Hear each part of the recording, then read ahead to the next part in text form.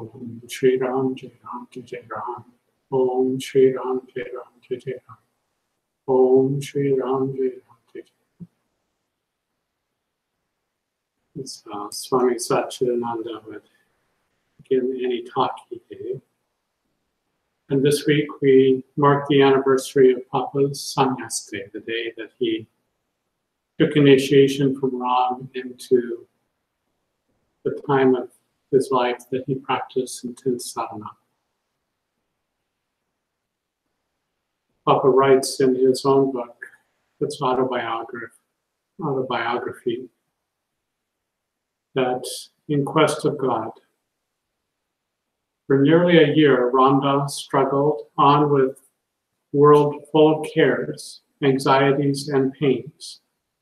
It was a period of terrible stress and restlessness, all of his own making.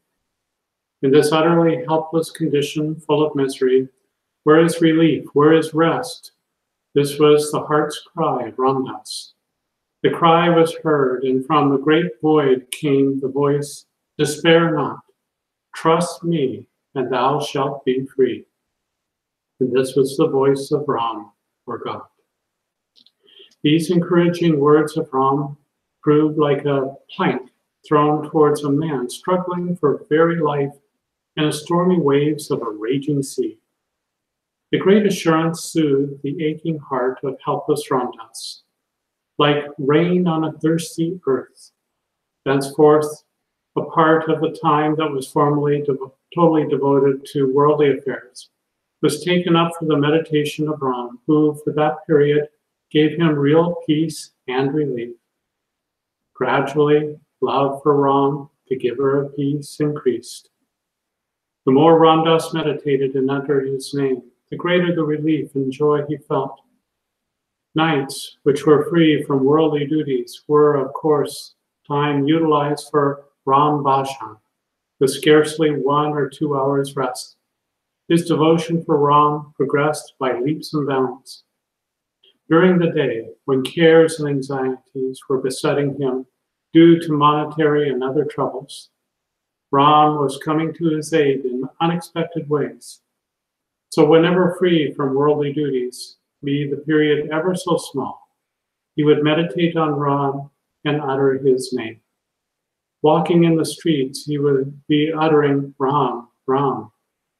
Ramdas was now losing attraction for the objects of the world. Sleep, except for 1 or 2 hours in the night, was given up for the sake of Ram. Fineries and clothing and dress were replaced by coarse hadar. Bed was substituted by a bare mat. Food for his 2 meals was reduced to 1 meal, and after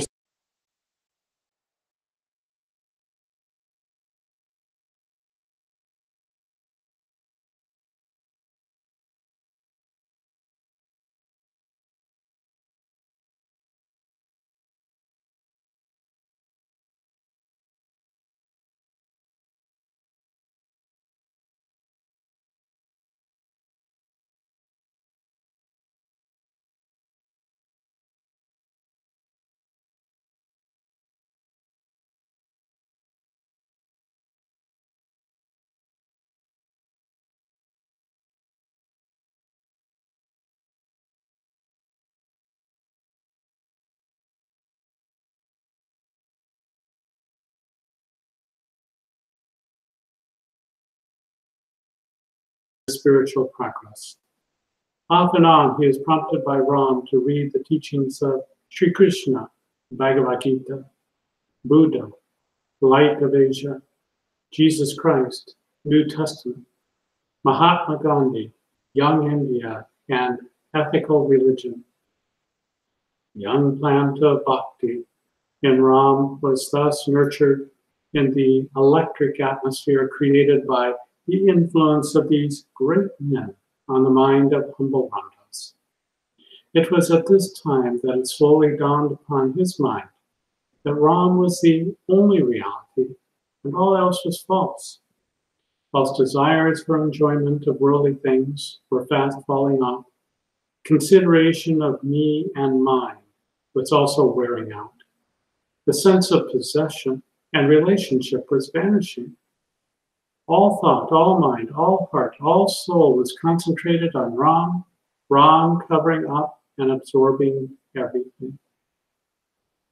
Now from the narrow pond of worldly life, Ram had lifted up his slave to throw him into an extensive ocean of the universal life. But to swim in the wide ocean, Ram knew Ramdas wanted strength and courage, for gaining which Ram intended to make his ignorant and untrained slave to pass through a course of severe discipline, and this under his direct guidance and support. So one night, while engaged in drinking in the sweetness of his name, Ramdas was made to think in the following strain: O Ram, when thy slave finds thee at once so powerful and so loving, and that he who trusts thee can be sure of true peace and happiness, why should he not throw himself entirely on thy mercy, which can only be possible by giving up everything he called mine? Thou art all and all to thy slave. Thou art the sole protector in the world. Men are deluded when they declare, I do this, I do that. This is mine, that is mine. All, O Ram, is thine, and all things are done by thee alone. Thy slave's one prayer to thee is to take him under thy complete guidance and remove this I-ness. This prayer was heard, Ramdas' heart heaved a deep sigh. A hazy desire to renounce all and wander over the earth in the garb of a mendicant in quest of Ram wafted over his mind. Now Ram prompted him to open at random the book Light of Asia, which was before him at that time. His eyes rested upon the pages wherein is described the great renunciation of Buddha, who says, "For now the hour is come when I should quit this golden prison, where my heart lives caged, to find the truth, which henceforth I will seek, for all men's sake, until the truth be found." Then Ramdas similarly opened the New Testament and lighted upon the following definite words of Jesus Christ. "And everyone that has forsaken houses, or brethren, or sisters, or father, or mother, or wife, or children, or lands for my name's sake, shall receive 100-fold, and shall inherit everlasting life." And then again, he was actuated in the same way to refer to the Bhagavad Gita. And he read the following shloka: "Abandoning all duties, come to me alone for shelter. Sorrow not, I will liberate thee from all sins." Ramdas had thus spoken out through the words, Ram had thus spoken out through the words of these three great avatars, Buddha, Christ, and Krishna. And all of them pointed to the same path, renunciation. At once, Ramdas made up his mind to give up, for the sake of Ram, all that he till then hugged to his bosom as his own, and leave the samsaric world. During this period, he was very simple in his dress, which consisted of a piece of cloth covering the upper part of the body and another wound around the lower part. Next day, he got 2 clothes of this kind dyed in burua, or red ochre, and the same night wrote 2 letters, one to his wife, whom Ram had made him look upon for some time past as his sister, and another to a kind friend, whom Ram had brought in touch with Ramdas for his deliverance from debts. The resolution was made. At 5 o'clock in the morning, he bade farewell to the world for which he had lost all attraction, and which he could find nothing to call his own. The body, the mind, and the soul were all laid at the feet of Ram, the eternal being, full of love and mercy. And thus begins the life of Papa, later known as Papa. It was Mother Krishnabai who became such a devoted disciple of Papa's. And she didn't care for the word Ram that much. She couldn't relate to it. Ram was a historical figure who is known as an avatar, that his divinity descended into flesh. And Papa was enamored with the word Ram, and it was part of his mantra, Om Shri Ram Jai Ram Jai Jai Ram. And Papa added the word Om to it, and he said by doing that, he had reduced the amount of repetitions it takes to get full realization. It's such a powerful mantra. Ram meaning the everlasting God, the eternal God that is within. And Jai Ram, Jai meaning victory. So it's victory to God, victory to God. And he would repeat that over and over again. And he felt such bliss in doing so. It started to purify him, body, mind, and soul. And from this time, he took up this red cloth and started to travel all over India. At first, he had a few rupees with him, but eventually he gave those away. And then he went without any purse. He went without any thought of where he would go next, led only by the intuition of where Ram was leading him.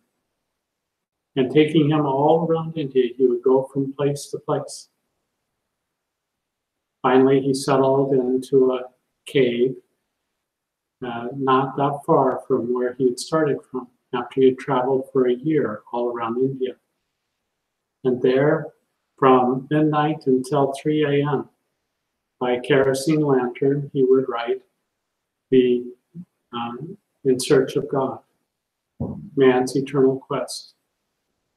And so through this, he became known somewhat throughout India. And it was a wonderful thing that he did. I wanted to read also, because from him started this ashram, Anandashram, that Mother got so much benefit. And then later on came time that I stayed there and received such wonderful benefit there as well. Papa was no longer in the body. Mataji was no longer in the body, but Swami Satchidananda was there, a wonderfully realized man, and Mother had brought me to his feet so that he might help me in that final mile toward God realization. And I took a diary while I was there, 1998, 1999. And this is some of the diary from Papa's Sannyas Day. The ashram is active with family and children, many programs, 24 hours of Ramnan at the Mandirs. That is done especially in marking Papa's Sannyas Day, that they chanted for 24 hours Ramnan. I walked around the ashram grounds last night, and like a small community, couples were out walking, children playing. It's quite different in a delightful way. Many devotees from all over India come, and there are subtle hints as to who are the respected patriarchs and matriarchs. This morning, as I walked around the grounds, as well as last night, there was a heavenly perfume in the air. One will often catch the scent of flowers here, as they grow in profusion and used daily for garlands. But this fragrance that I smelled far surpassed the occasional whiff of flora and incense. It was pleasing beyond description, coming with a clear sense that it was a manifestation of Papa's sweetness. There are higher forces at work here, reminding me of love's sweet magic. Swamiji was telling me they tried to stop all celebrations, such as Papa's Sannyas Day at the ashram. One year, Mataji even went so far as to lock the ashram gates. However, a family had traveled from a distant part of India and arrived at the gate. What to do? They could not be turned away. Then it was decided that sweets should be distributed to devotees for prasad on special occasions. And gradually it all grew back into full-scale celebrations. When Swamiji announced Mataji's Mahasamadhi celebration, he omitted reference to his 50th sannyas anniversary, coming a few days later. When I asked Swamiji whether I should attend, he said, "Certainly. Such are the shifting winds of a saint. Oh, such blessings to be in those winds, even if they be a mighty storm. Om Shanti Shanti Shanti." And then continued later that day, 11:35. All night chanting continues at Papa's Mandir. The men have taken up sides over the flowered sarcophagus on one side, rapidly chanting Ramnam while shaking fingers at the other side. And the other side returns the favor, looking like a pep rally. The men of all ages are twirling, dancing, sometimes with one another, some smiling, some laughing, some looking intent, all fully engaged in the night chanting. It is an emotionally charged party for ecstatic lovers of God. As I walk about the grounds at midnight, it is a beautiful half-moon night. Even when the temperature is nearly 80 degrees, some are sporting mufflers and wool caps. This pep rally is really not my style, so I yield the floor to the exuberant. I spent the night circumnavigating the ashram grounds, chanting the holy words, feeling myself to be in the company of our beloved Papa. Today we celebrate Papa setting out to transform himself, and in doing so, He transformed the world. Earlier this evening, Swamiji joyfully said that 10 new devotees took initiation earlier that morning. This is done by listening to a tape recording of Papa giving initiation into Rana. They used the tape recorder I had given to the ashram in celebration of Mother's birthday and Christmas. We spoke of Papa and all that had happened because one man had committed to change himself and find God. I said, may it spread all over the world. Swamiji simply replied, yes, with a beatific smile. Having been initiated by Mother into Ramnam, I gladly endorse it, its use for all. How divinely simple to love the vibration of the name of God, to feel the all-powerful name entering into our beings and lift us up above all attachments and limiting habits, to make us feel the bliss and peace of God. Oh, victory to God, victory to the vibration of Om and Ram, victory to finding joy and having dispassion for things of the world. Victory be yours, victory to all. May Papa's blessings spread all over this world.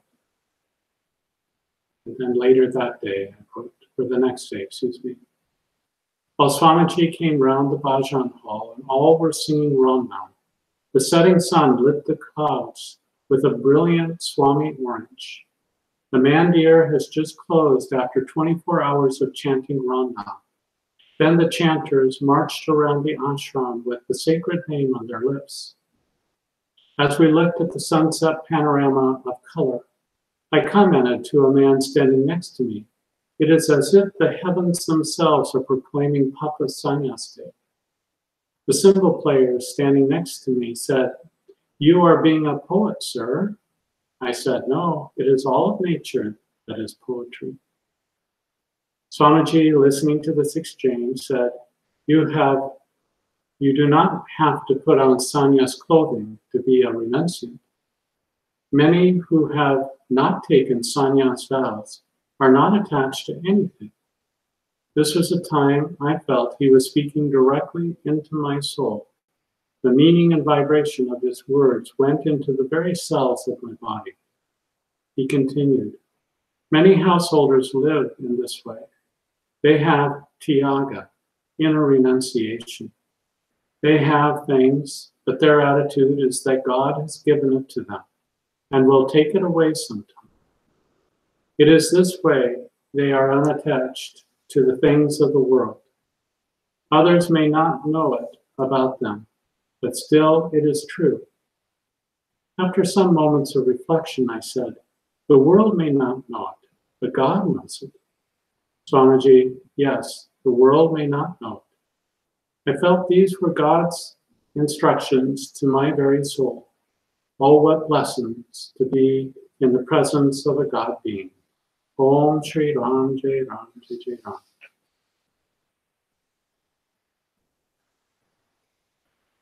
Another entry.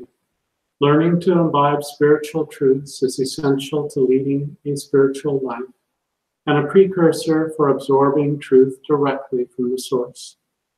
One will hear themes emphasized again and yet again. The reason? So that we may initially grasp a truth intellectually, then put it into practice always, and finally to realize that truth completely. It is a fantastic venture. Those who are practicing all three levels of coming into the truth by the intellect, through practice, and then in deepening realization, are being helped by the teacher, repeating certain aphorisms and stories. Also, due to the fact the master speaks with a deep level of realization, his or her words are impregnated with the highest vibration.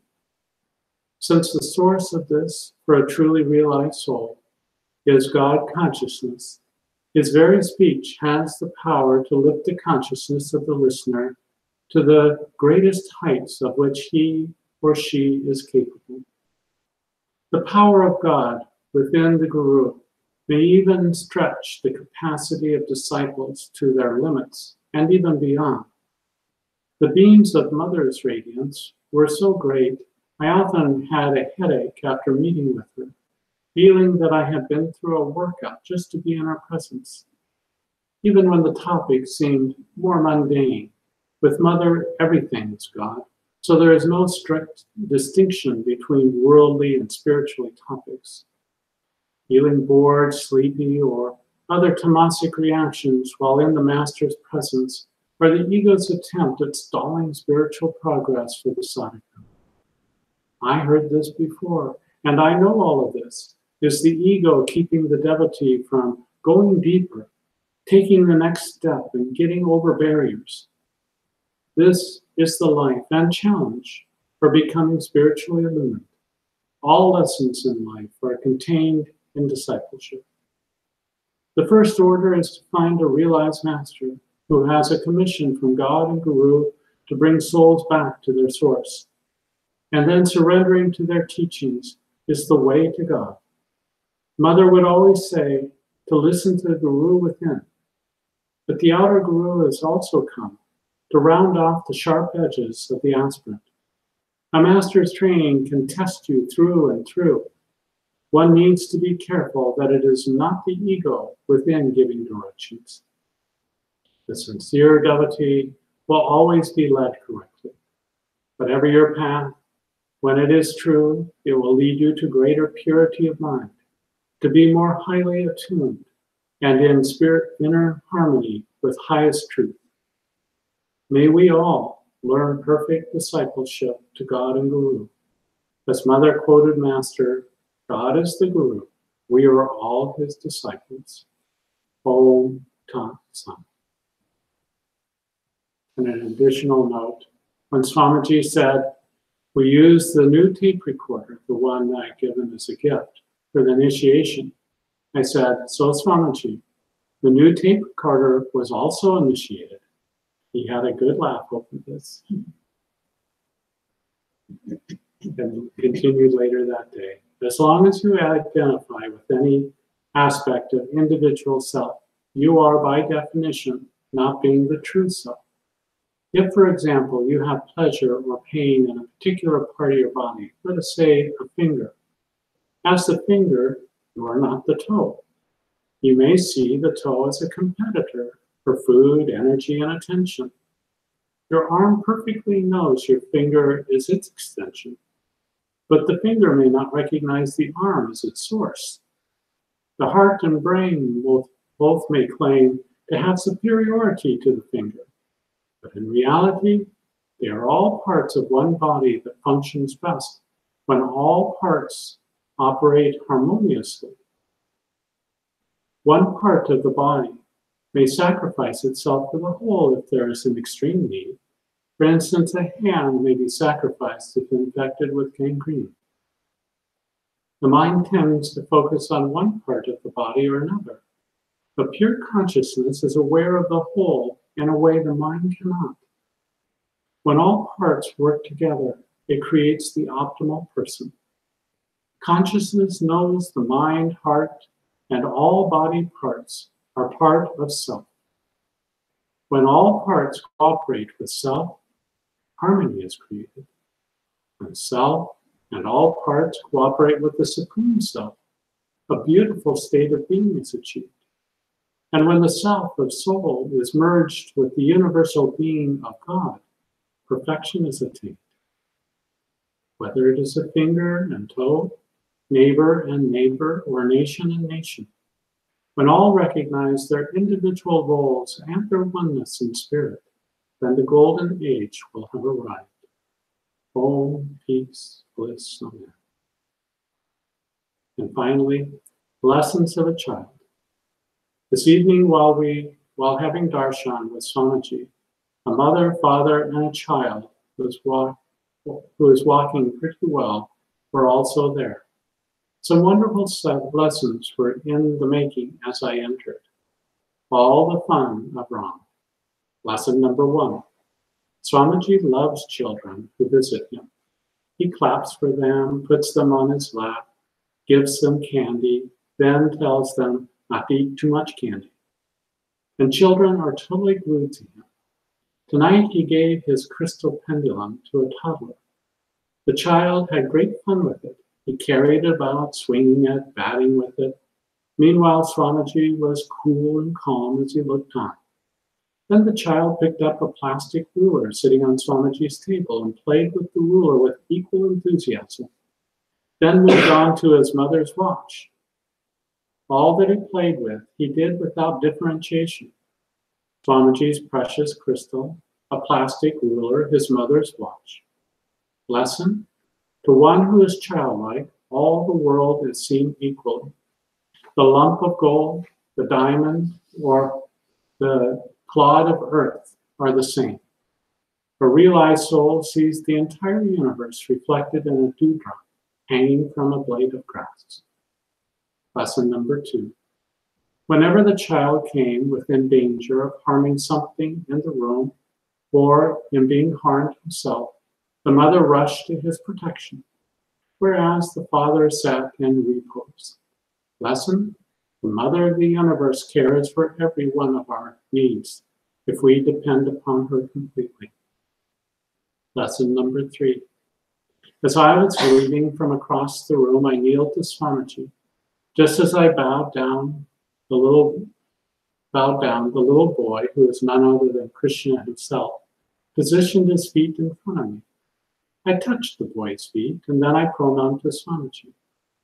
As soon as I touched the little boy's feet, he immediately sat statue still and remained that way. Lesson: when we recognize the true divinity in one another, that divinity is awakened and brings about inner and outer stillness. That is the wonder of saints. They see us as divine, which awakens in us the self-same purity of which the saint is made. Hare Om, Hare Krishna, Om, Om.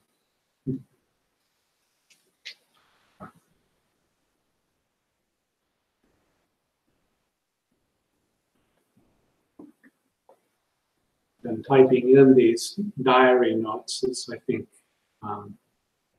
in honor of Swamiji's 100th anniversary of his birth this year, that I would dedicate these diary notes to him, because he had such a tremendous influence on me.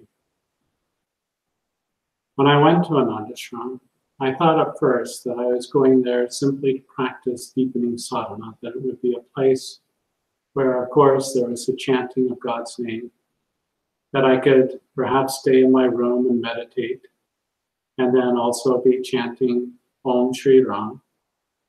And that's how I thought it might go. But after some little time, and it didn't take much, I recognized that Swamiji was a tremendously God-realized being. He was so different than my own guru.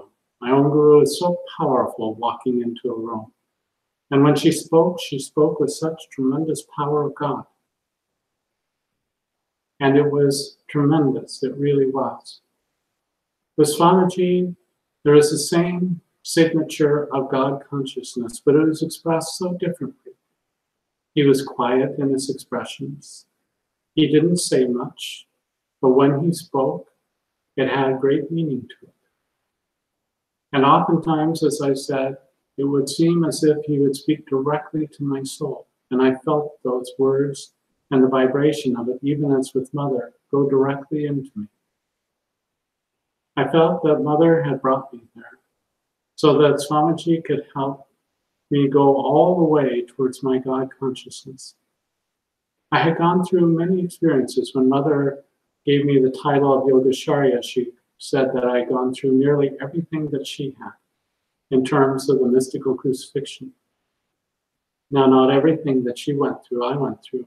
She had the Christ seed come up in her own mouth, and it came as a styrofoam type capsule, she said, with one perfect drop of blood in it.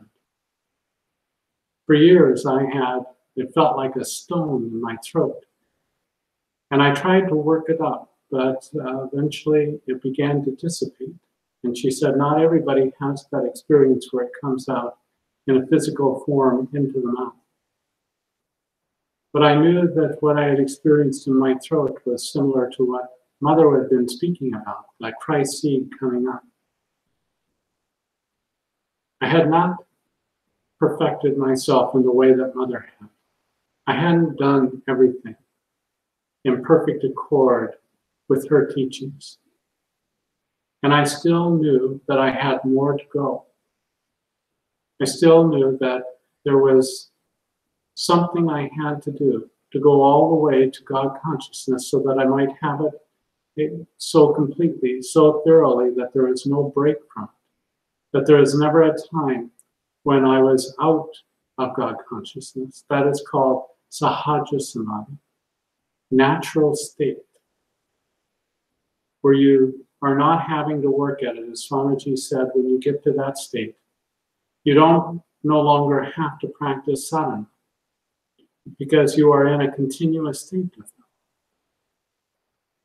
So this is a wonderful thing to get to, and it is what we are ultimately aiming for.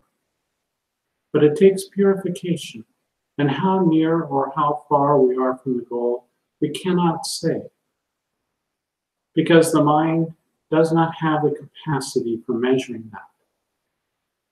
It would be a case of the mind being able to observe the mind, and it can't get outside of itself to do that. So we aspire for God. We go for God in all the ways that we know how. There is a time, as with Papa, when God really picks you up and you realize there's nothing other than that you wish to have in this life. Before that, life is a mixed picture. You want God realization. You're striving for it. And yet there are other things as well in life that you are also striving for. There's competition for them. And so you go with both. Mother oftentimes encouraged people in their professions. She encouraged them in relationships and so on. She preferred, in general, for people to be married, to have professions, to ask for the proper amount of money if they were working for somebody else. So she encouraged people in this way. And she helped people to strive to attain the things in life that they had come to do. Good things, positive things, and things that would help them to perfect their personalities. When you go to God, you come to the point where you realize this world really cannot offer you what you are truly needing. As long as the world is in competition with your desire for God, then you'll have mixed results. And so Mother would help people to achieve those things in life that they would say, yes, all right, I've had that experience. I know what that can bring to me. And it's not that this world is a terrible, awful place to be. This world offers many advantages. There are many good things about this world. And in aspiring for those good things, we actually help to perfect ourselves. Because unless we have that experience, there's some nagging part in the back of the subconscious mind that thinks, but if I only had that, then I would be happy. And that keeps us in competition with our true goal, with going all the way to God consciousness. Because God does not intrude upon our free will. He's given us free will. And it is up to us to determine, what do I truly want in life? It is not a matter of you have to feel bad because God isn't first in your life, in the sense that you can be striving for things in this life, what Mother would call salt-of-the-earth types. Can be good people, but they have no aspiration for anything other than this life. They're working out their karma on their own level. And when they have gone through enough worldly experience, you eventually get to that point where you just realize this world can't really make you happy. There's nothing in it that you can attain that you would think, this is it. This is what I have striven for. And then there are those who think, well, when I die, then I'll know the answers. Then I'll be in heaven. Then I'll have real happiness. But for an aspirant, there comes a time when that's not satisfactory either. It must be now. It must come. And because we have that intense desire, then God brings us to someone who can lift us up, who can help us. I realized at an early point that of myself, I was doing a lot of reading. I was absorbing a lot of ideas about spirituality, but I knew that I was missing out on some key essential aspects, and that I needed someone who had gone the way. Somehow God put that into me. I did read a book where a man met his guru, and it was an emotional moment, and he had tears coming down his eyes, and this is all brand new to me at the time. But somehow in myself, I didn't think about necessarily having an emotional reunion. But I did think about, I need to know somebody who knows this, who's been the way, who can help me find the way towards the truth.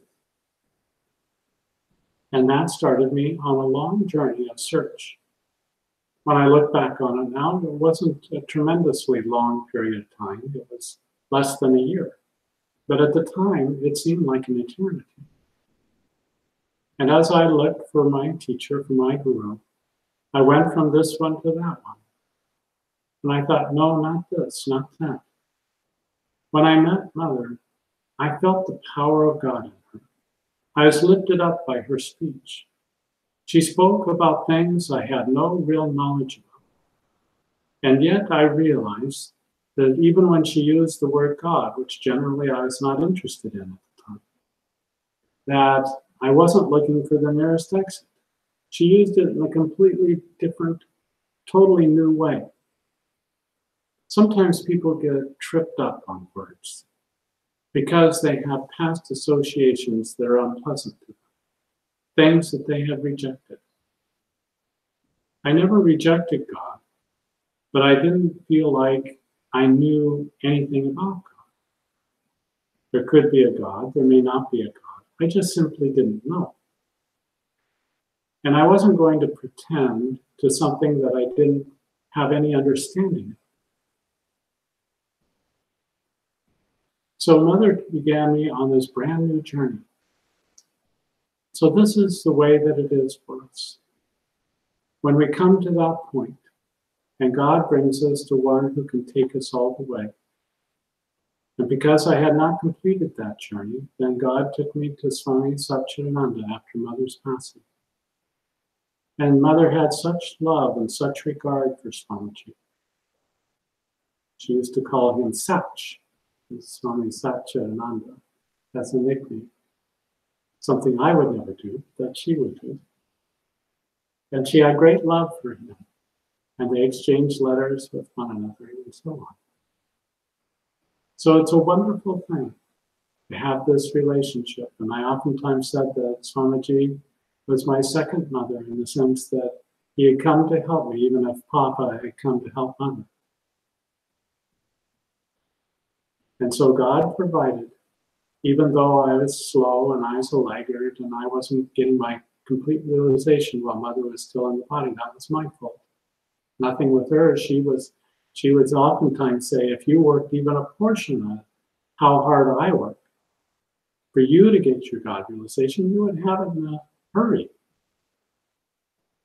But we are of mixed desires. And this time when Papa took on the Sanya's cloth, he had such intense desire for God.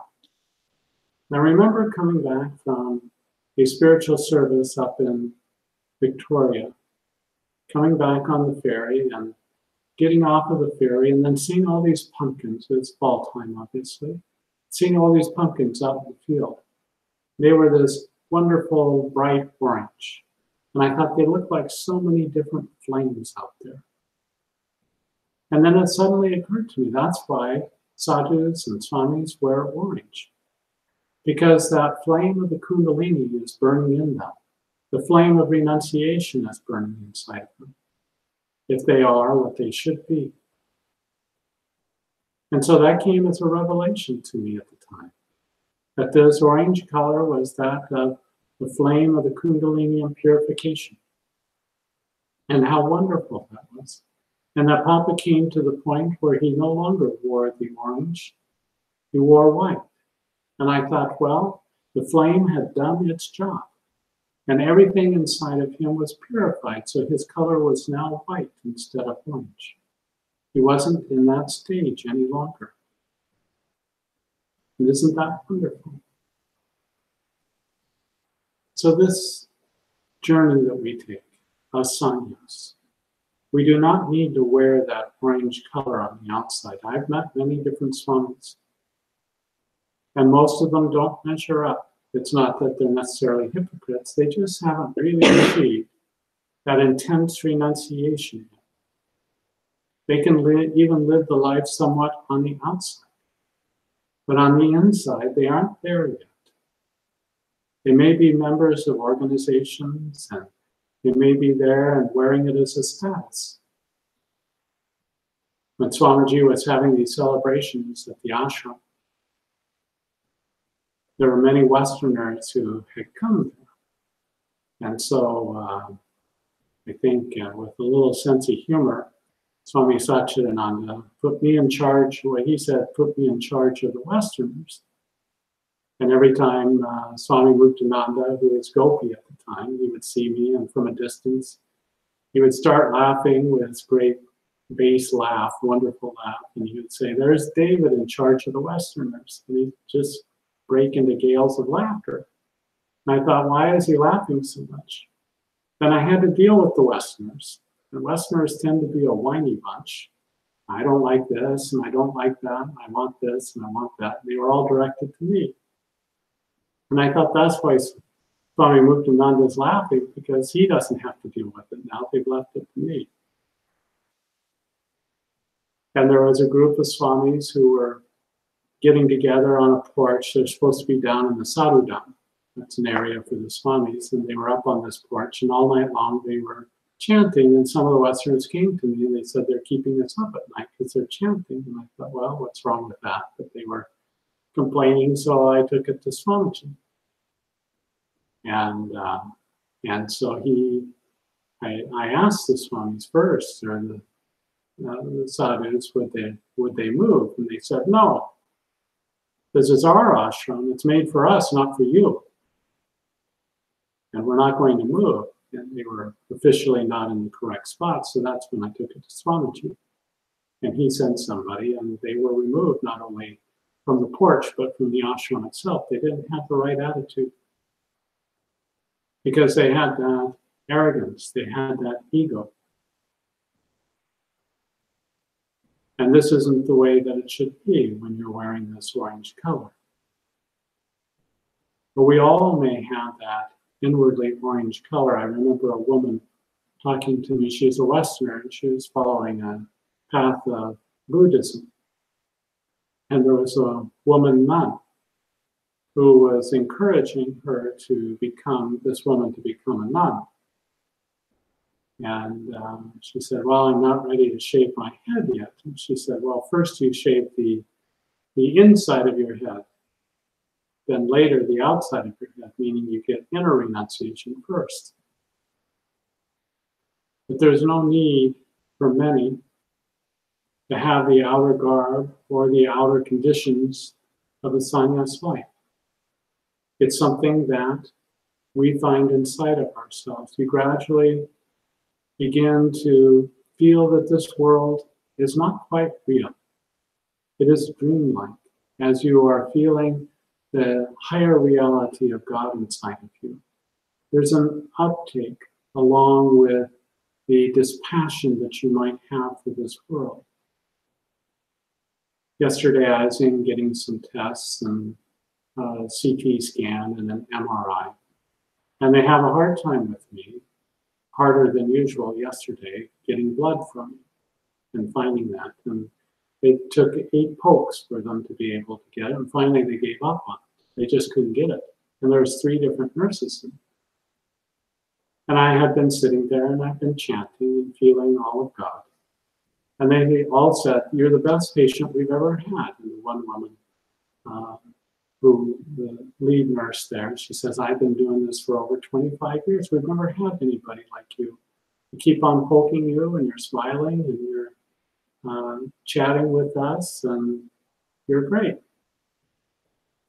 And the reason is because I was feeling so much God as I was laying there and going through all of these procedures. And it's the way that God has made it all the way through all these medical procedures. Even when they've cut into me and taken parts out and all the rest of it. I've never felt any terrific pain because I felt so much of the bliss of God. So this is God and the uptake. It's not us just a whole lot of negatives. I can't do this, I can't do that. I shouldn't feel attached to this or that. That God should be growing inside of you. And as the feeling of God grows, now you have to practice a certain amount of dispassion for this world. Because if you put other things first, the feeling of God and the presence of God inside of you will not grow. But as you practice that and you put God first, it doesn't mean you have to throw ashes on your food like St. Francis used to do, or do other kinds of things to spoil any kind of your sensory experiences. You just put God first. And if you notice that something else is getting to be more important to you, you recognize that and you work on it. And you put God more important than anything that you'd experience in this world, any person, any mood that you might have inside of you. You learn to identify those things that supersedes the supremacy of God consciousness inside of you. And so the inner meaning of when it says that you should have no carved idols on the altar, that it should be God only. And a carved idol is any image of a thing that supersedes your feeling of connection with God. And so you pay attention to that. And if it doesn't really supersede your feeling of God, then there's nothing that much you have to do about it. You just keep your attention upon God. And you can still have little enjoyments in this world, as long as it doesn't replace God up on the altar. And in this way, you gain renunciation for this world. You're wearing that orange robe on the inside, because that Kundalini is burning inside of you. It's purifying. It's lifting you up. And more you feel the bliss, you feel the joy, you feel the enlightenment that comes with this purifying flame. It does its work. And gradually you're doing less and less, but feeling more and more. And your part is to keep your mind on God. And let Him do the work. Let the divine grace grow inside of you until you're feeling all of the beauty. And then God may take you out of this world. Not necessarily through death, but just simply that He absorbs you in Himself. I've been feeling that so greatly. And as a result of that, I haven't interacted with the world. And I feel that more and more. And I feel that absorbed, and I feel that oneness with Him. And then other times He takes me out and I serve, but it seems like that's less and less these days. But there's some work being worked out. I feel that definitely. Sometimes I know exactly what it's connected to. And other times, not as much. But I still have the definite feeling there's something being worked out here. And it's wonderful. I can feel that light, that power, that grace, not only within my being, but going out from me. And it's beautiful, it's wonderful. It's God doing his work. In all lives, even if you're bhakti, a lover of God, even if you're yoni, that you're discriminating between what is God and what is not God. We are all still karma yogis. We all still act in this world. There's still service for us to do. And that service will look differently. Papa oftentimes said that the love of God and feeling the love of God is incomplete if it's not connected with being of service in this world. So this helps bring us balance. But there are many ways to serve in this world. And so we find that way. I remember Papa reading about Papa one time. And Mataji had him all wrapped up because he had a little bit of a scratchy throat. She didn't want him catching any kinds of illness at all. And told him not to go out and speak to him. And suddenly Papa's up and he's pacing back and forth and back and forth. And finally he takes the scarf off and says, sometimes Ramdas must do what Ramdas must do. And he went out and he met with everyone because he was just feeling God stirring up inside of himself. He had to do it. And so he was being of service in this way. So let us practice that sannyas within ourselves. Let us practice being dispassionate for the things that really commandeer our attention. We can sense whether it's too much in the sense that it supersedes our connection with God. That's the primary thing. And when we do, we set it aside. We use all of our will. I will not go down that road. And we set it aside and we put God first. I can tell you any time in my life when I have not done that, I have lived to regret it. So this becomes our determination. And we follow in the footsteps, even though we might not be wearing a orange cloth. As Swami Satchidananda said, there are many who live the householder's life, but inwardly, they're not attached to any of it. There's a lovely group of souls. They were a family who came in. And apparently their father, they were all adults, but their father had died the week before, and they came in and they had traveled from a distant part of India and were talking to Swamiji about it. And their father had been in perfect health up until the day that he passed. And that morning he woke up with some dysentery, and very quickly he became disoriented and they realized he was in trouble. They got him to the hospital right away. And he didn't live very long, even when he was at the hospital. But by the time he got to the hospital, he didn't recognize his children. He didn't know where he was, but he was chanting Ram.